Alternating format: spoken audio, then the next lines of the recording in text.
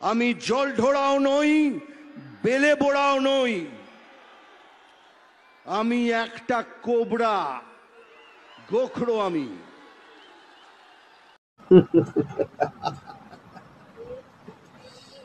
আজকে আমি হাসছি কেন জানেন?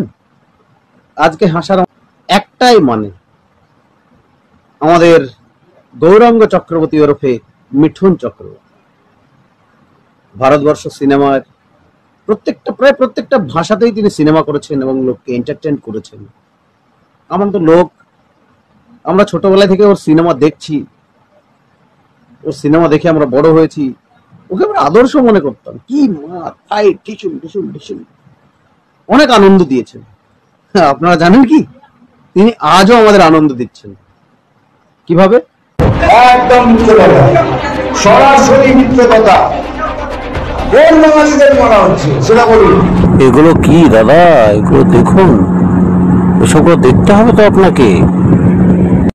রাজনীতির মধ্যে শুরুতে তিনি রাজনীতি করতেন ভারতের জাতীয় কংগ্রেসের হয়ে কিছুদিন, তারপরে কমিউনিস্ট সিপিআইএম এর হয়ে, তারপর রাজ্যসভা সাংসদ হয়েছিলেন তৃণমূলের মমতা ব্যানার্জির হাত থেকে।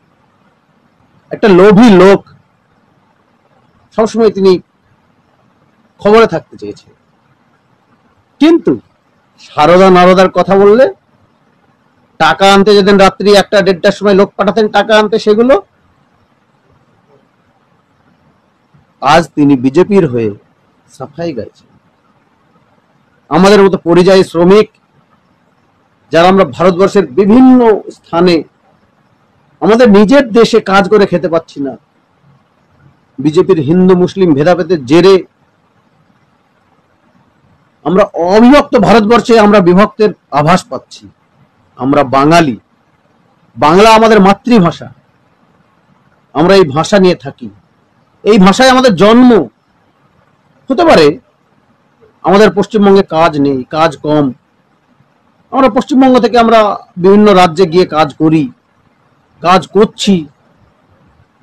আপনিও তো বাংলাদেশের সেই বরিশাল থেকে এসে আমাদের ভারতবর্ষের পুনেতে সর্বপ্রথম আপনি ফিল্ম ইনস্টিটিউটে এসে কোর্স করেছিলেন, তারপরে আমাদের ভারতবর্ষের সিনেমায় আপনি চান্স পান, সিনেমা করেন, এখন আমাদের ভারতবর্ষের স্থায়ী অধিবাসী হয়ে গেছেন। আরে আপনি হিন্দু তাই? আপনি দেখুন হরিয়ানার গুরগাঁয়ে লোকদের প্যান্ট খুলে ন্যাংটো করে করে তাদের সেক্স চেক করা হচ্ছে, তারা মুসলিম না হিন্দু। লজ্জা করে না আপনার? আমাদেরকে বসে রাখছে, বহুত অত্যাচার করছে। আমরা কুচবিহারি, আমরা বাংলাদেশি না, আমাকে তুই হিন্দু না মুসলমান, আমার প্যান্ট খুলিয়া আমাকে ও নিজে হাতে চেক করছে। আপনার লজ্জা থাকা দরকার। কি বলে বলেন আপনি যে ভারতবর্ষের কোন জায়গায়? কিসের প্রমাণ চান আপনি?